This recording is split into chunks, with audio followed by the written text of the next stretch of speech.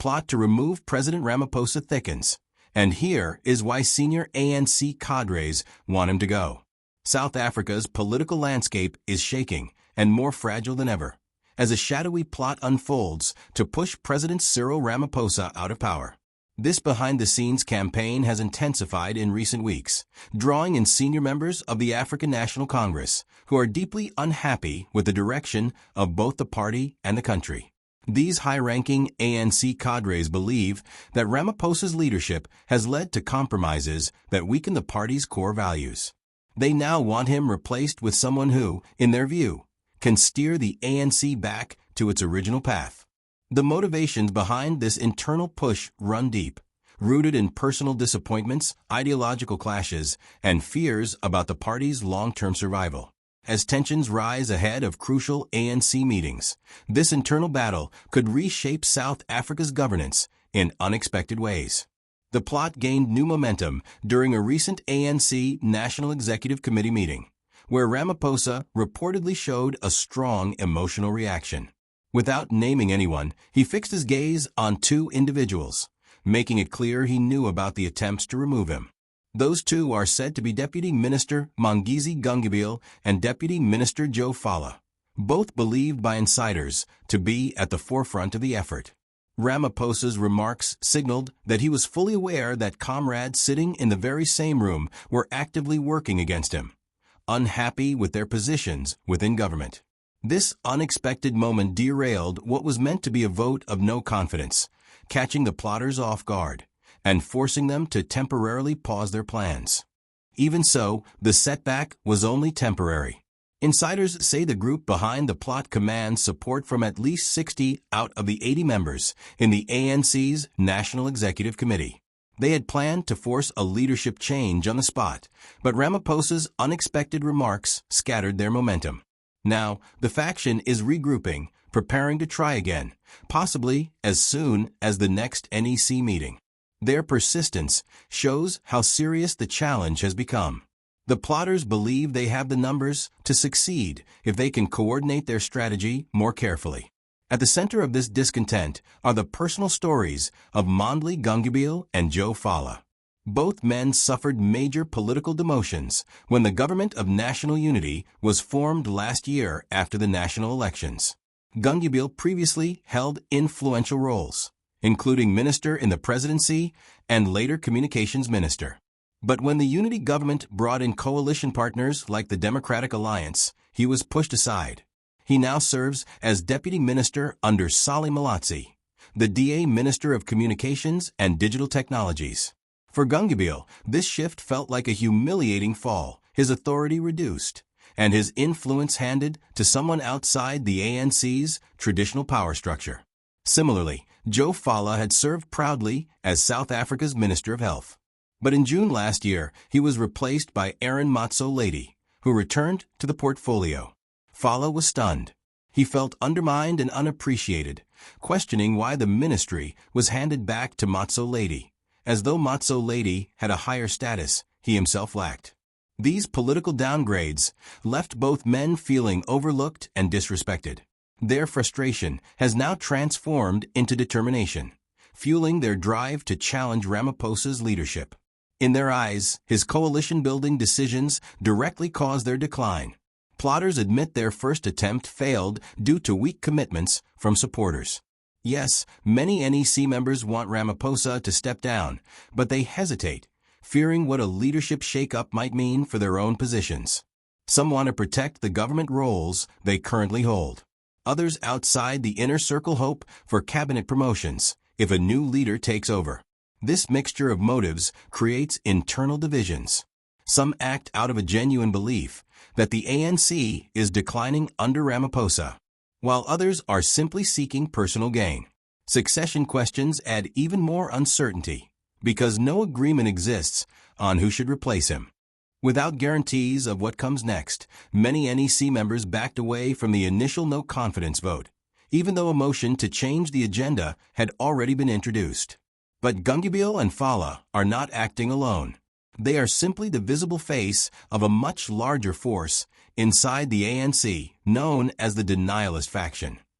This faction refuses to accept the reality of the ANC's sharp decline in last year's national elections, where the party dropped to just 40% of the vote, down from 57% in 2019. They deny that losing an outright majority made the government of national unity unavoidable, and they reject the idea that sharing power with the Democratic Alliance was necessary. Instead, the denialist faction believes the ANC could and should have kept all its members accommodated without diluting its influence. Municipality must act decisively to improve audit outcomes. Comrades, it cannot and must not be acceptable that in our country we control a number of municipalities. It is hugely painful each time when the Auditor General comes to report to Cabinet and they put up their report, and those municipalities that do best are not ANC-controlled municipalities. And I can name it here because there's nothing wrong with competition. They are often DA-controlled municipalities. We need to ask ourselves, what is it that they are doing that is better than what we are doing? Or compromising its identity. This faction now provides the ideological support and political protection that keep the anti-Ramaphosa plot alive, even after setbacks. Behind the scenes, even more powerful figures from the ANC's Radical Economic Transformation, RET, wing are believed to be quietly endorsing the effort. To them, Ramaphosa's centrist approach and his cooperation with the DA represents a betrayal of the ANC's nationalist roots and traditional power base. Their silent backing gives the plot the fuel it needs and ensures the campaign to unseat Ramaphosa will not fade easily. Their ultimate goal is to install an interim leader, someone who can pull the ANC away from the current coalition partnership and return the party to a platform focused on traditional economic policies centered on transformation and redistribution. This vision stands in sharp contrast to Ramaphosa's emphasis on stability, unity, and investor confidence. The divide exposes a deep ideological rift that has quietly simmered inside the ANC for years. Meanwhile, Ramaphosa supporters are fighting back hard. His closest allies are working overtime to present a united front publicly, while privately persuading undecided members of the National Executive Committee about the dangers of another sudden leadership change. They warn that forcing the president out could trigger economic instability, spook investors, and send negative signals to international markets. Some loyalists even argue that Ramaphosa overreacted during the meeting. They claim the plot was already known, poorly coordinated, and unlikely to succeed. To them, this is simply leftover resentment from the formation of the government of national unity, where not everyone could be given top positions. In their view, a no-confidence vote would have failed anyway, because Ramaphosa still enjoys solid backing in key parts of the party. Adding to the complexity are new whispers that Ramaphosa himself briefly considered voluntarily stepping down after hosting the G20 summit last weekend. Sources say he thought about resigning to allow the ANC to move forward without him, but his supporters quickly shut the idea down. They fear his sudden exit would signal deep internal conflict to voters, damaging the ANC ahead of next year's local government elections. Voters tend to punish parties seen as unstable, either by staying home or choosing opposition rivals. To avoid this, Ramaphosa's supporters want him to finish his full second term, which runs until December 2027. They believe this would help set a new precedent for the ANC, breaking the pattern seen with Thabo Mbeki and Jacob Zuma, who were both removed before completing their terms. For many inside the party, stable transitions are now a core part of the ANC's renewal project. On the other side, Ramaphosa's opponents are pushing for dramatic change before the National General Council meeting next month. Although the NGC is not an election conference, it is a powerful midterm gathering that reviews policies, debates direction, and can shape political momentum inside the party. This gavel of this G20 summit formally closes this summit and now moves on to to the next president of the G20, which is the United States, where we shall see each other again next year. The summit is therefore closed. Some within the ANC have gone as far as proposing the dissolution of the entire National Executive Committee, replacing it with an interim national task team to run the party temporarily. Among these ideas is the appointment of a new convener and coordinator to stabilize and guide the organization during this transition. One of the most controversial proposals emerged in a letter circulated among senior Eastern Cape members. The letter suggests former President Thabo Mbeki as the head of this interim task team. It was shared in a Provincial Executive Committee WhatsApp group by Chair Oscar Mabuyane and quickly sparked intense debate, especially during a veterans political education session held 3 weeks ago. While some viewed this as a calculated attempt to undermine Ramaphosa using educational platforms, others dismissed any direct political agenda behind the letter. However, the ANC Veterans League, led by President Snooky Zikalala, has taken a firm stance against these ideas. The League strongly rejects any secretive plots or destabilization campaigns aimed at creating chaos within the ANC. They insist that President Ramaphosa must complete his term, and they condemn all activities that divide the movement or empower what they describe as dark forces trying to sow disunity.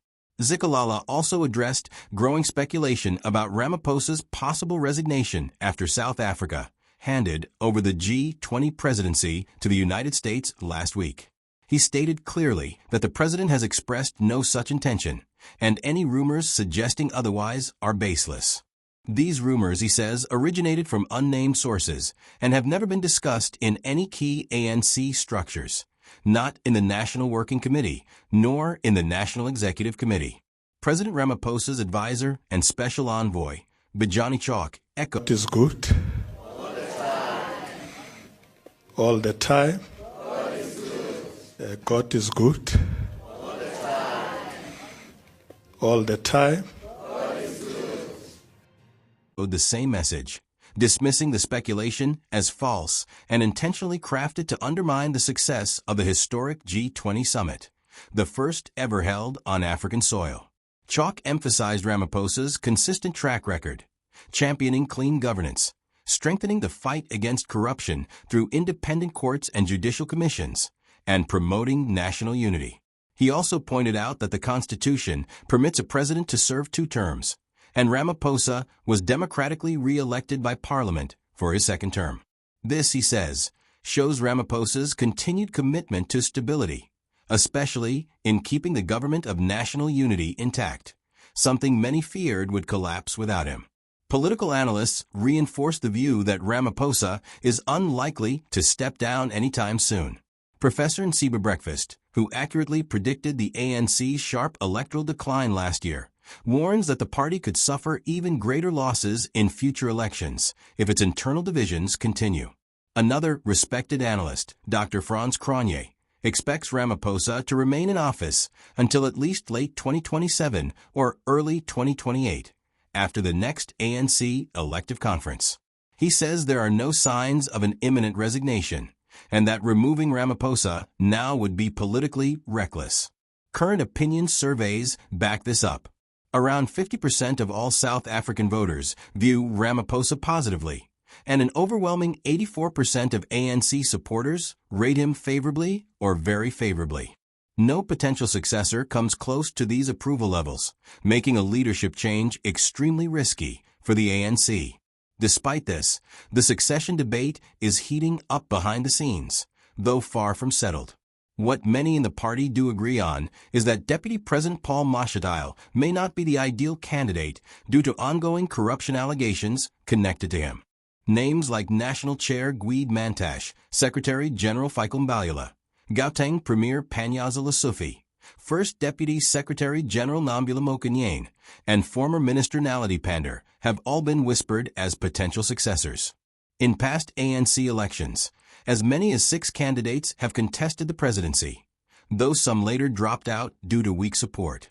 Recent successes, like the widely praised G20 summit hosted in South Africa, have strengthened President Ramaphosa's position.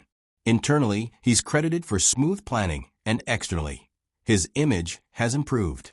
Rumors of tension between Ramaphosa and Kgalema Motlanthe have been downplayed. Motlanthe still participates actively in NEC meetings, offering critical but constructive input without undermining the president. The ANC Veterans League continues to push for open democratic processes, insisting that anyone who wants to run should be allowed to campaign. They reject the idea of uncontested conferences and say democracy must prevail. This ongoing battle reflects the deeper struggles the ANC has faced since its peak years. The party has seen steady election losses since 2009, beginning with the Phala Phala conference when Jacob Zuma was elected. And Ramaphosa's leadership has not reversed this downward trend. Last year's dramatic drop forced the formation of the Government of National Unity. Critics say this diluted the ANC's power, while supporters argue it was essential for the country's stability. Those plotting to remove Ramaphosa want an interim leadership structure, but his allies are determined to block any attempt. Supporters insist he must lead the ANC through the upcoming National General Council and beyond. As the NGC approaches, the plotters are now pushing harder, trying to secure stronger backing and negotiating promises of positions in a post-Ramaphosa era. They blame their previous failure on self-preservation, insiders protecting their positions and outsiders fighting to get in. Ambition, resentment, and the hunger for relevance continue to fuel the plot. Ramaphosa, aware of these tensions, confronted them directly in the recent meeting, making it clear he will not step aside without a fight. His allies question why he should leave simply because others want power. They insist he will depart on his own terms. Gungibil has publicly dismissed the allegations as nonsense, challenging anyone to present real evidence. Phala has also not responded to similar claims. Still, the undercurrents persist, kept alive by those who deny any plotting is happening while quietly supporting it behind the scenes. Economically, Ramaphosa's early removal could lead to instability. Analysts warn it could unsettle markets and harm investor confidence, especially risky ahead of the 2026 municipal elections, where the ANC hopes to regain lost ground. With Ramaphosa still popular among many party supporters, removing him could alienate key groups and damage the ANC's future even further. In the Eastern Cape, the letter proposing that Motlanthe lead a task team was dismissed as an isolated incident. The veterans urged the anonymous author to come forward. They say these letters are part of broader attempts to stir division, likely linked to informal lobbying happening inside party meetings. Looking ahead, the National General Council will be a major test.